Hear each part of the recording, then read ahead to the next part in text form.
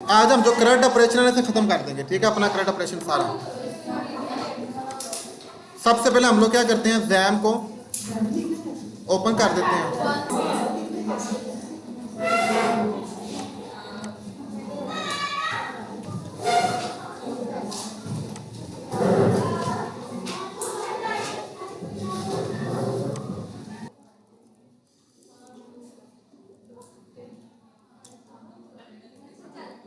अच्छा जी, सबसे पहले जरा देखिएगा हमारा select डॉट पी में क्या होगा।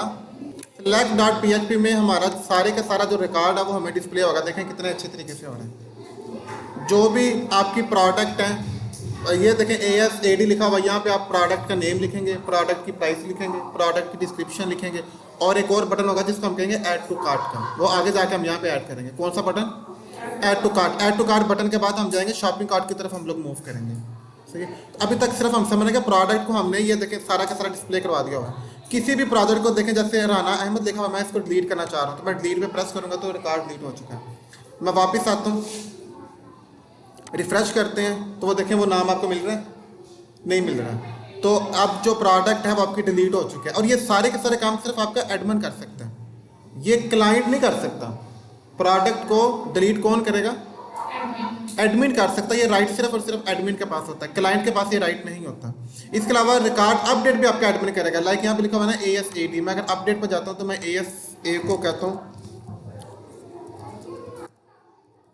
ठीक है, मैंने चले जाओ बोल दिया और मैंने बोला कि भाई रिकॉर्ड अपडेट हो जाना चाहिए, ठीक है, काम हो गया।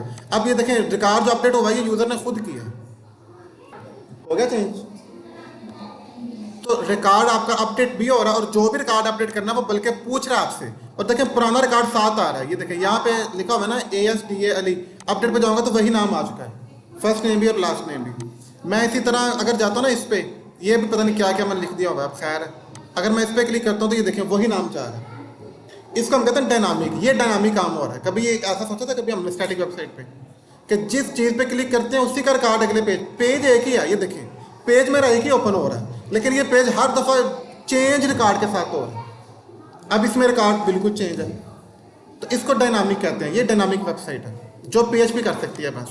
तो आप रिकॉर्ड अपडेट भी कर सकते हैं, आप लोग रिकॉर्ड को डिलीट भी कर सकते हैं, आप लोग रिकॉर्ड रिट्रीव भी कर सकते हैं, और आप लोग रिकॉर्ड देखें इंसर्ट से जाके आप इंसर्ट भी कर सकते हैं। इंसर्ट से पूछेगा भाई नई प्रोडक्ट आपने ऐड करनी है, आप कहते हैं जी ऐड कर लें, ऐड न्यू कर लें, कोई भी इमेज बताएंगे आप, ये इमेज भी लेगी आपकी, ठीक है जी, और सबमिट पे कर, ठीक है। वो कह रहा है डाटा सेव हो चुका है आपका। अभी मैं जाके वापस चलता हूँ और मैं कहता हूँ भाई मुझे ज़रा दिखाओ, सिलेक्ट पे जाके क्या नया रिकॉर्ड आया मेरा, ठीक है। तो अभी देखें मैंने ऐड न्यू के नाम से किया था ना, ये देखें किस नाम से हमने किया था, ऐड, और जो भी इमेज दी थी वो इमेज आ चुकी है। इट्स ओके जी। अब हमने देखना है कि इसकी कोडिंग की तरफ ये सारा का सारा काम कैसे मैनेज हो रहा है। तो मैं चलता हूँ VS कोड पे, 1 by 1 4 पेजेस है, मैं चारों पेजेस को आपको एक्सप्लेन कर देता हूँ, ठीक है। तो आपको पता है ये PHP है, और PHP के अंदर हम लोग HTML भी यूज़ कर सकते हैं, दोनों कंबाइन यूज़ कर सकते हैं। तो ये जस्ट सिर्फ और सिर्फ बूटस्ट्रैप इंस्टॉल हुई है मेरी। ये आपको पता है हमारे पास बूटस्ट्रैप का फॉर्म है।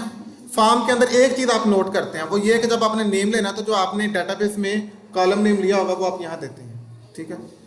ये भी डाटाबेस का जो कॉलम नेम होता है। और यहाँ पे हमने एक चीज़ ऐड की थी, फाइल। फाइल किस लिए यूज़ होती है भला? इमेज के लिए, ठीक है। तो मेरे पास 3 ही फील्ड है, और मज़े की बात अगर मैं इंसर्ट पर जाता हूँ ना तो इनपुट 3 ही है। फर्स्ट नेम जिसका हमने F नेम बोला हुआ है, L नेम, और ये फाइल, सही है। अब ये तीनों की तीनों चीज़ें किसके पास जाएंगी? PHP के पास जाएंगी। तो PHP क्या करेगा? पोस्ट करेगा। देखिए F नेम पोस्ट होगा, L नेम पोस्ट होगा, और फाइल पोस्ट होगी। ये पुराना लेक्चर मैं रिवाइज करवा रहा हूँ आपको बेसिकली। तो देखें फर्स्ट नेम ऐसे पोस्ट होगा @पोस्ट मेथड के साथ, लास्ट नेम पोस्ट होगा, और मैंने उसको भी वेरिएबल में रखवा दिया। और इमेज के लिए हमने बात की थी कि ये 3 स्टेप्स हमें, ये 4 स्टेप्स परफॉर्म करने पड़ेंगे। लास्ट क्लास में हमने यही डिस्कस किया था, ठीक है। क्योंकि इमेज जो है ना वो फाइल से आती है, वो @पोस्ट से नहीं आती, वो किससे आती है? फाइल से आती है। और इमेज के लिए एक नई चीज़ भी ऐड करते हैं, वो भी मैं इंक्रिप्शन टाइप। ये जो इंक्रिप्शन टाइप मल्टी पार्ट है सिर्फ इमेज के लिए ख़ास है, बाकी किसी भी डाटा पोस्ट करने के लिए हम लोग यूज़ नहीं करते। तो इमेज के लिए ये नई चीज़ ऐड थी, और ये 3 से 4 स्टेप्स जो एज इट इज़ आपने करने हैं। और ये जो इसमें ना, ये हमारा इमेज फोल्डर का नेम है, जो ये आप यहाँ पे देख सकते हैं लेफ्ट साइड पे, ये मेरा फोल्डर।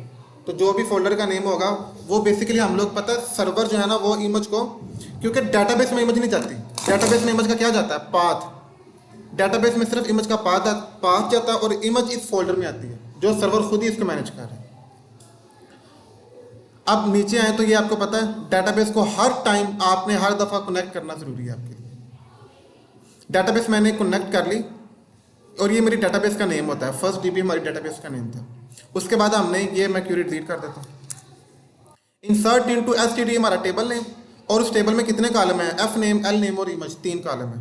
और उसमें देखें फर्स्ट नेम को हमने एफ एन से वेरिएबल में लिया था ना, अगर आप देखें मेथड पोस्ट पे, तो फर्स्ट नेम का एफ एन का वेरिएबल था, तो मैंने कहा कि ये वेरिएबल में जो भी वैल्यू है ना वो इसमें पुट करवा दो।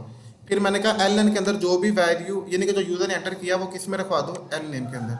और फिर मैंने कहा इस फोल्डर में जो भी पाथ पड़ा हुआ वो किस में रखवा दो, इस कॉलम के अंदर। तो इमेज वाले कॉलम में अंदर सिर्फ पाथ आएगा, वो पाथ किसके अंदर स्टोर है, फोल्डर में। इसमें इमेज का पाथ में, यानी कि इमेज का नेम भी मौजूद है और इमेज किस फोल्डर में सेव है वो भी सारी डिटेल मौजूद है। और फिर जब हम ये क्यूरी चला लेते हैं तो हम कहते हैं कि माइस्कल क्यूरी एक हम एग्जीक्यूट करते हैं, जिसमें हमने कनेक्शन भी पास आउट करना है पैरामीटर के तौर पे, ये कनेक्शन और जो भी क्यूरी हमने लिखी होगी। क्योंकि क्यूरी तो कई हो सकती है ना, इंसर्ट की, सेलेक्ट की, डिलीट की, तो एक्चुअल में आप क्यूरी आपकी रन हो जाएगी। तो जब क्यूरी रन होगी तो हमने चेक करना है, अगर तो ट्रू मिलता है तो डाटा सेव हो चुका है। अगर क्यूरी में कोई इशू आ जाता है, कोई ट्रांजैक्शन फेल हो जाती है किसी भी इशू की वजह से, तो आपको पता चलता है कि भाई एरर आ चुका है। ये हमारा था इंसर्ट का पेज, रिवाइज किया हमने। इंसर्ट के पेज के पास हम जरा इत्मीनान के साथ चलते हैं सिलेक्ट के पेज पे कि ये क्या कर रहा है। बस इसमें यही एक पेज है, बाकी सब आसान है। ये आपको पता हमने लास्ट टाइम जो है ना वो सिलेक्ट किया था और उसमें डाटा बड़ा रैंडमली आ रहा था, हमारे पास कोई सीक्वेंस नहीं था आ रहा। तो इस दफ़ा हमने जो डाटा लेके आए वो बड़ा एक सीक्वेंस के साथ रो कॉलम की फॉर्म में लेके आए, यानी कि मैंने बूटस्ट्रैप यूज़ किया है। लास्ट टाइम जब हमने डाटा, ये भी एक डाटा डिस्प्ले करने का तरीका है ना जो लास्ट टाइम किया था हमने, याद होगा आपको, बोल तो नहीं जाते सब लोग आप चीज़ें। तो ये डाटा डिस्प्ले करवाने का तरीका, लेकिन इस तरीके में मसाइल थे कि आपका जो डाटा इतना मज़े के साथ शो हो रहा है ना, इस दफ़ा ये देखें सिलेक्ट में जाके ये मज़ा नहीं था आपको आ रहा, वो बस एक ही आ रहा था भाई ये नाम है उसके साथ अपडेट, वो एक लाइन भी इतना बुरा जहर लग रहा था। तो अब ये भी मैंने रिमूव कर दिया, मैंने मेथड यूज़ किया। सबसे पहले देखें डाटाबेस कनेक्ट की, सिलेक्ट की क्यूरी चलाई, सिलेक्ट स्टैटिक फ्रॉम टेबल है, क्योंकि डाटा सेलेक्ट करने के लिए हम कौन सी क्यूरी चलाते हैं। और फिर ये देखें वो अगेन क्यूरी चलाएंगे जिसमें कनेक्शन पास करेंगे और क्यूरी पास करेंगे, ये 3 स्टेप तो हर दफ़ा करने हैं हमें। अब आए नीचे किसके पास, हम आगे अपनी HTML में, क्योंकि हमने कहा कि हम जो प्रोडक्ट डिस्प्ले करवाएंगे वो बूटस्ट्रैप की मदद से करवाएंगे। किसकी मदद से करवाएंगे, और इसका कमाल भी होता है, देखें ऑटोमेटिक रिस्पॉन्सिव होगी, ये रीज़न थी, देखें ठीक है, वो ऑटोमेटिक हर चीज़ आपकी मैनेज कर रहा है। इसको हम कहते हैं बूटस्ट्रैप के थ्रू मैनेज करना, तो इसलिए मैंने ये बूटस्ट्रैप को इंस्टॉल किया उसके अंदर।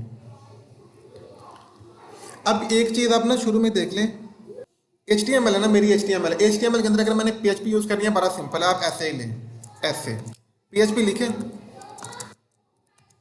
आपकी PHP एग्जीक्यूट हो जाएगी। यानी कि HTML के अंदर किसी भी टैग में आप इस तरीके से HTML यूज़ कर सकते हैं, सॉरी HTML के अंदर PHP यूज़ कर सकते हैं। कहीं पे भी जाके ना PHP को स्टार्ट और एंड टैग यूज़ कर ले, PHP यूज़ कर ले, कहीं कोई भी नहीं रोकेगा आपको। ये होता है HTML में PHP यूज़ करना, एक होता है PHP के अंदर HTML यूज़ करना, 2 चीज़ें होती हैं, समझ रहे हैं इस चीज़ को। HTML के अंदर PHP यूज़ करने का ये तरीका है। बट अगर आप चाहते हैं कि आपने PHP के अंदर HTML यूज़ करना है तो वो सिंपल, आप इको लें, आपको पता था लास्ट टाइम हमने ऐसे यूज़ करते हैं, ठीक है, ये तरीका, कोई भी टैग यूज़ कर लें। तो ये जो अभी मैंने मेथड यूज़ किया, ये कौन सा मेथड है, आपने PHP के अंदर, यानी कि पहले PHP थी उसके अंदर HTML का टैग आ गया, और जो मैंने ये मेथड आपको बताया है ये कौन सा है, HTML के अंदर PHP। तो दोनों मेथड यूज़ कर सकते हैं, जो भी आपको जब सूटेबल लगता है वो मेथड यूज़ कर लें, ठीक है। ये देखिए, तो HTML के अंदर PHP इस तरीके से यूज़ हो सकती है और PHP के अंदर HTML इस तरीके से यूज़ हो सकती है। ये पॉइंट क्लियर आपको। अब आपको याद होगा कि जब हम डाटा डिस्प्ले करवाते हैं तो हम MySQLi फेच एसोसिएशन, ये एक अरे है जो मतलब टेबल में से ना रोज की फॉर्म में डाटा उठाती है। ये एक ऐसा बिल्ट इन फंक्शन है PHP का जो टेबल में से सिलेक्ट स्टैटिक फ्रॉम हमने टेबल कर लिया, अब टेबल में से रोज की फॉर्म में डाटा उठाती है। ये वाली आपका ये बिल्ट इन फंक्शन जो है। अब ये वाइल लूप क्यों मैंने यूज की? हाँ जी, अगर हम वाइल लूप ना यूज करें तो हमें सिर्फ पहला रिकॉर्ड मिलेगा। लास्ट टाइम क्या पहला रिकॉर्ड, अब वाइल लूप में मुझे क्या चाहिए? रिकॉर्ड के लिए मैंने वाइल लूप यूज कर लिया। अब क्योंकि ये वाइल लूप PHP का पार्ट था तो HTML के अंदर PHP यूज कर ली ना मैंने, सही है। HTML के अंदर PHP मैंने यूज कर ली। इसमें अब जरा एक चीज जो आप समझने वाली है वो जरा ये देखिएगा, इको। और अब मैंने कहा था कि अगर आपने PHP के अंदर HTML यूज करना है तो वो ये तरीका, तो मैंने डिव ले लिया, जैसे हम बूटस्ट्रैप में लेते हैं। जिन्होंने बूटस्ट्रैप पर उनको ये समझ आ रही होगी ये बात की। डिव ले लिया, उसको मैंने कॉलम कर दिया, 3 कर दिया, और पैडिंग मैंने कुछ दे दिया, टेक्स्ट मैंने सेंटर कर दिया। ये वही चीज़ है, मतलब ये जो ना चले जाओ AD, इसने 3 कॉलम लिए हैं मेरे, और फिर इसने भी 3 लिए हैं, और फिर इसने भी 3, और टोटल 12 होते हैं। तो 3 3 कितने हो गए? 4 कॉलम। तो ये 4 कॉलम बने हुए हैं आपके सामने, ठीक है। तो ये बूटस्ट्रैप का फंडा था, हमने 3 का साइज लिया हुआ, टोटल साइज होता है 12 का। इसलिए मैंने ये कहा, यहाँ पे ये किया, मैंने इको लेके ये यूज़ कर ली। डिव को मैंने स्टार्ट कर दिया, और उस डिव के अंदर मुझे क्या चाहिए था? मुझे उस डिव के अंदर सबसे पहले क्या चाहिए? इमेज। तो पहले मैंने डिव का साइज बता दिया, फिर मैंने इमेज। और इमेज कैसे लेंगे? इमेज विथ आपने बता दी, उसकी हाइट भी बता दी, और इमेज का सोर्स क्या होगा? @डाटा, ये जो कि मेरी अरे है, और डाटा में मैंने बोला कि इमेज जो मेरा कॉलम नेम है। तो वो बाय डिफॉल्ट फर्स्ट रो में जो इमेज का कॉलम होगा वो इमेज लगा देगा। ये बात जरा समझे, क्योंकि अब इमेज डेटाबेस से आ रही है। पहले हम सोर्स में क्या करते थे, हम इमेज का नेम .jpg, बट अब हमने इमेज का नेम .jpg तो नहीं बताना ना, हमने डेटाबेस इमेज उठानी है। तो डेटाबेस में मैंने बता दिया कि ये जो हमने अरे ली हुई है ना, ये वाली देखें, ये मैंने अरे में डाटा लेके इसमें स्टोर करवाया @डाटा में, जो भी वेरिएबल आप लेंगे तो सारे के सारे रिकॉर्ड इस वेरिएबल के पास है। तो मैंने बोला इस अरे में जो इमेज है ना, इमेज वो यहाँ पे शो हो जाए। और ये एक मैं सिंगल कोट क्यों यूज कर रहा हूँ, मैं डबल इन्वर्टेड कॉमास यूज क्यों नहीं कर रहा हूँ? क्योंकि HTML में तो इन्वर्टेड कॉमास यूज होते हैं कि जब बाहर आ जाएंगे ना इन्वर्टेड, तो अंदर में डबल सिंगल में कन्वर्ट हो जाएंगे। तो इसलिए हर जगह पे देखें विथ भी सिंगल के साथ, हाइट भी, क्योंकि बाहर डबल लगे हुए हैं। ये रीजन है। तो ये इमेज वाली समझ आ गई आपको बात की। उसके बाद मुझे क्या चाहिए? फर्स्ट नेम चाहिए था, ठीक है। तो ये BR करके मैंने क्या किया, मैंने कहा भाई रो नीचे आ जाए ना, अदरवाइज चूंकि इमेज इनलाइन टैग है, इमेज कौन सा टैग है? तो इनलाइन टैग आपस में आमने सामने आते हैं, तो इसने बाय डिफॉल्ट आमने सामने आना था। मैंने BR करके और उसके साथ मैंने फर्स्ट नेम यूज कर दिया, और ये भी मैंने डेटाबेस से उठाया। और उसके बाद हमने लास्ट नेम भी कहाँ से ले लिया? डेटाबेस से ले लिया, @डाटा में। उसके बाद मैंने यहाँ पे एंकर का टैग लिया, किस लिए? अपडेट के लिए। फिर एक और मैंने टैग लिया, किसके लिए? डिलीट के लिए। अभी अपडेट और डिलीट में समझाता हूँ आपको। तो मैंने सबसे पहले क्या बताया? डिव का साइज बताया, जो कि हमें बूटस्ट्रैप में चाहिए था। डिव के साइज के बाद हमने इमेज ले ली, और इमेज हमने कहा कि डाटा में जो इमेज का कॉलम है वहाँ से आए। फिर हमने फर्स्ट नेम लिया, फिर हमने लास्ट नेम लिया, फिर हमने एंकर का टैग लिया अपडेट के लिए, फिर हमने एंकर का टैग लिया किसके लिए? और ये मैंने 1 टाइम लिया है। कितने टाइम लिया? और वाइल लूप उसे बार बार लेके जा रही है। ये 1 2 3 ये जो 8 हुए ना हमारे पास, ये वाइल लूप ने किया। मैंने एक टाइम लिखा बस। मैंने क्या लिखा? यानी कि आप जरा गौर से देख रहे हैं, ये क्वेरी मैंने सिर्फ 1 टाइम चलाई है बस। टिक में क्या करते हैं, अगर आपको जितनी दफ़ा मर्जी डाटा चाहिए था ना, आपने हर दफ़ा चलाना था। अब डायनामिक का वाइल लूप जाने, उसका काम जाने, मैंने 1 टाइम क्वेरी बता दी। वाइल लूप में जितनी रोज होंगी वो उतना ही इसका बना देगा फॉर्मेट, उतनी दफ़ा प्रोडक्ट को मल्टीप्लाई कर देगा। अब आते हैं अपडेट और डिलीट में। ये सिलेक्ट समझ आ रहा है आपको? बूटस्ट्रैप के साथ सिर्फ हमने मैनेज किया, तो इसलिए मैं कह रहा था कि बूटस्ट्रैप की आपको समझ होनी चाहिए। इमेज के सारे एट्रीब्यूट क्लियर है आपको होपफुली, F नेम के भी क्लियर है, L नेम के। अब आ जाते हैं हमारे पास जो अपडेट की थोड़ी सी आपको तंग करेगी। बस इसमें जो चीज़ बताने वाली थी वो ये थी, ये देखें एंकर का टैग लग गया, उसमें मैंने बता दिया बूटस्ट्रैप की क्लासेस के भाई इसको नीला कर दो, इसमें मार्जिन इसका साइज, ठीक है। ये चीज़ समझने वाली है, बस क्या समझने वाली है?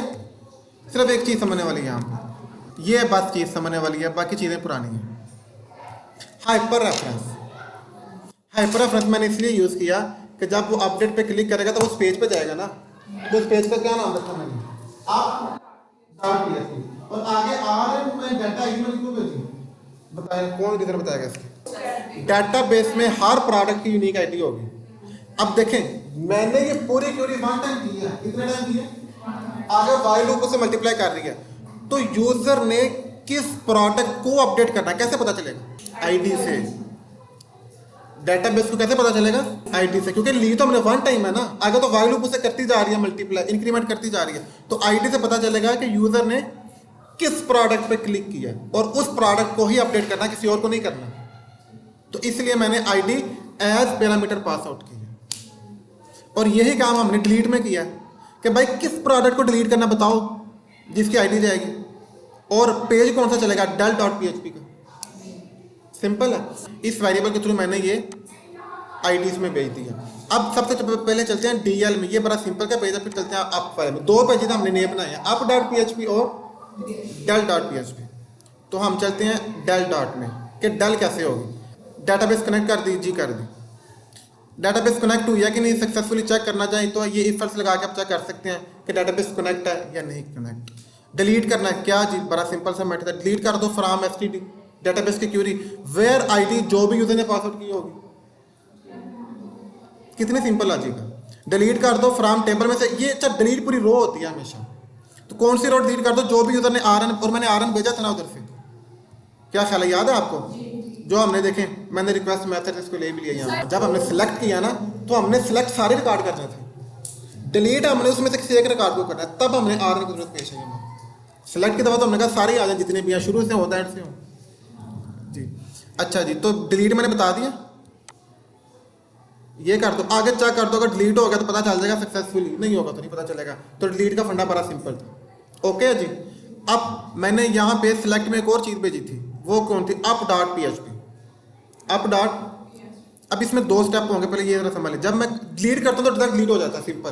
बट जब मैं अपडेट करता हूँ ना तो कौन सा पेज चलता है, ये ऊपर देखें, अप डॉट पीएचपी RN35 जो मैंने पैरामीटर पास किया होगा।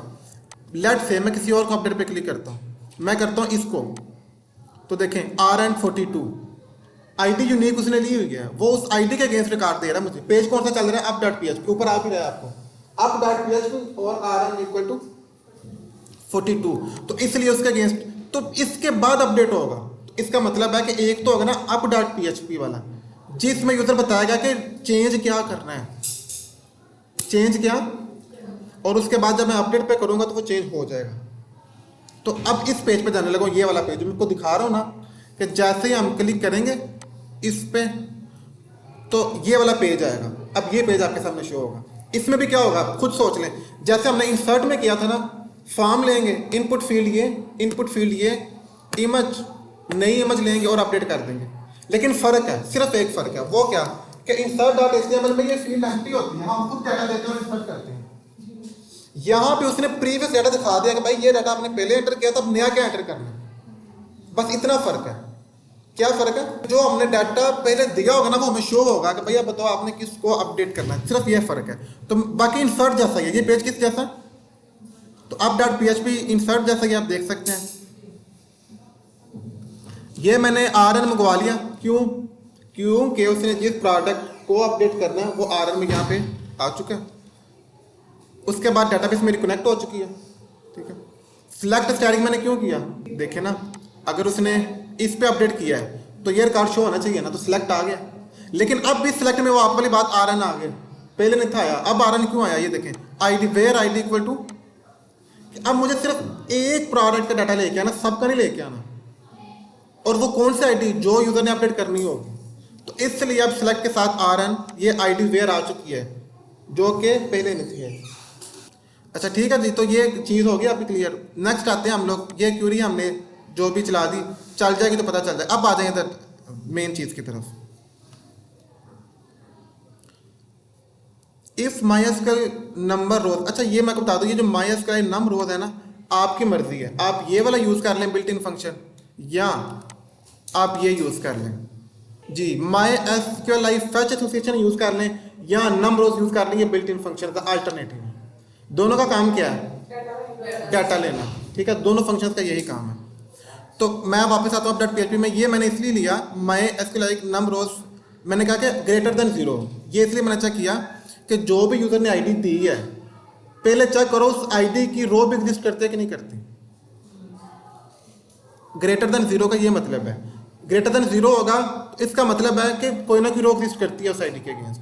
अगर 0 होगा तो कोई रो एग्जिस्ट ही नहीं करती। इसलिए मैंने ये इफ लगा के इस चीज़ को वैलिडेट कर लिया कि जो यूज़र ने आईडी दी है उसकी रो है कि नहीं है।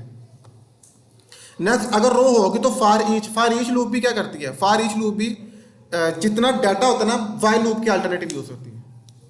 फार ईच लूप भी किसके यूज होती है, लेकिन इसकी एक बड़ी खूबी है, वो आगे जाकर हम डिस्कस करेंगे। ये सबसे बेस्ट लूप यही है, फार ईच लूप। आगे जाकर हम इसको डिटेल से देखेंगे, लेकिन इस फिलहाल आपने ये देखना कि जो हमारे पास वाइल लूप का काम है, यहाँ पे फार ईच का भी वही काम है। अब आइए जरा ये फॉर्म की तरफ, आप ये चीज़ को देखिएगा, इनपुट नेम आईडी वैल्यू, और ये मैंने काम किया हुआ है, ये बड़ा अजीब काम किया हुआ है। कुछ लोग समझ पा रहे हैं इस काम को, आईडी के अगेंस्ट और फर्स्ट नेम लास्ट नेम, कौन कौन समझ पाया इस चीज़ को। ये जो AEE नज़र आ रहा है ना, ये वैल्यू में, अच्छा ये जो भी ना, ये ध्यान में रखिएगा, फॉर्म के अंदर जो एक होता है ना एट्रीब्यूट वैल्यू, वैल्यू का मतलब होता है कि जो उसमें डाटा है।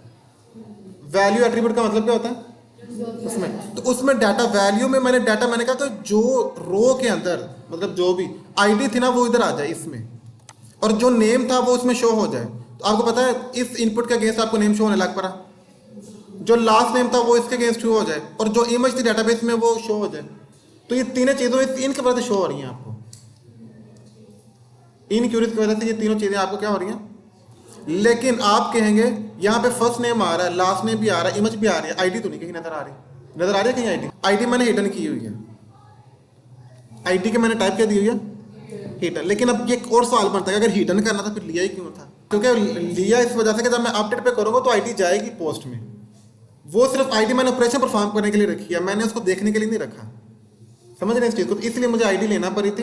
वो हिडन करते कि यूजर को दिखाने की जरूरत नहीं है, ऑपरेशन बैकएंड पे परफॉर्म होगा तब जरूरत है उसकी।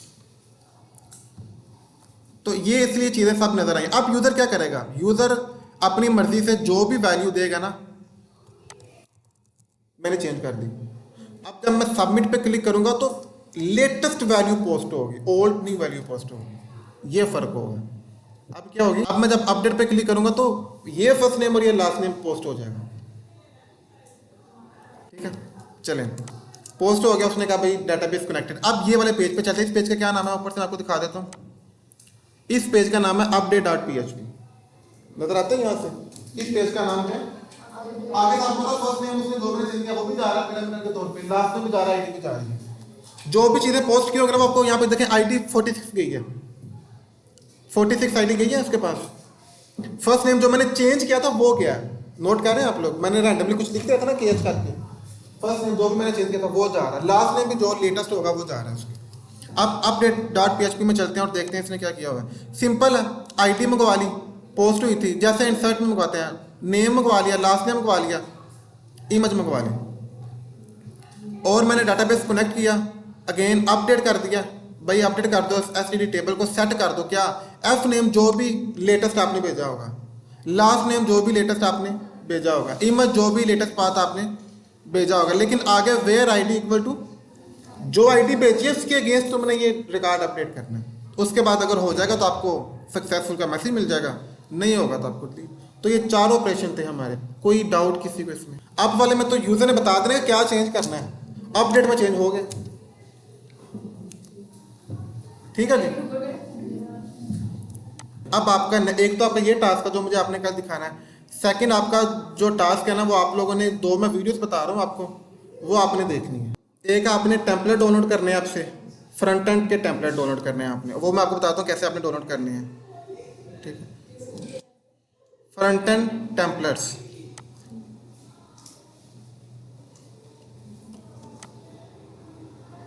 एक ये फर्स्ट वीडियो आपने देखनी है। वैसे आपका ऑब्जेक्टिव ये है कि एक आपने देखना है कि ई कॉमर्स की डेटाबेस को आपने गो थ्रो करना है, वो मैंने वीडियो में किसी बताई हुई है, ई कॉमर्स की डेटाबेस जिसमें टेबल कौन कौन से बनेंगे।